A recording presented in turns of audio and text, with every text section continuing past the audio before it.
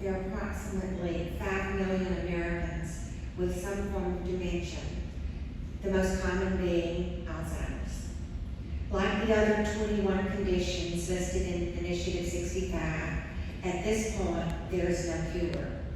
Alzheimer's is a long, lonely road, and it affects not only the patient, but everyone in their circle of family and friends. The period of time between onset and death varies person to person. Some suffer with it for more than a decade. My mother was fortunate. Our journey lasted less than 5 years, but the stress and the distress was 24/7 during those 5 years. One of the most difficult to manage of her symptoms was her agitation. The brain is a mysterious thing. In the middle stage of Alzheimer's, it's an endless merry-go-round of sleepless nights, highly agitated days, confusion, more confusion, and fear, a lot of fear, because she realized her mind was leaving her. Traditional drug therapy was ordered. Some drugs had unintended consequences, and instead of calming her down, they actually increased the agitation. Other drugs sedated her to a zombie-like state and deprived her of any real social interaction. There's a growing body of research available today that shows that many of those traditional drugs actually do even more harm to the brain of a dementia patient, and they speed up the disease. Balance and coordination, sometimes a lack of balance and coordination often go with just aging in general, and those sedating drugs increase the likelihood of a fall. If my mother's physician had been able to prescribe medical marijuana, then it would likely have calmed her nerves without obliterating her personality. But even if her physician had wanted to, he would not have been able to prescribe it or even to suggest it to us, because in Mississippi it was illegal. Maybe a conversation for another day, but there is enough supporting evidence on the research on the potential good medical marijuana has to offer, that anyone should be willing to at least look into it, to look into Initiative 65 seriously.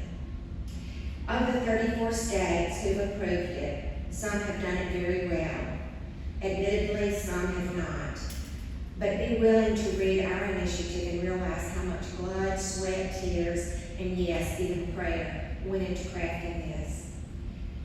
Compare the two proposals, Initiative 65 and 65A, the result of 2 years of careful study, interviews, really doing their due diligence.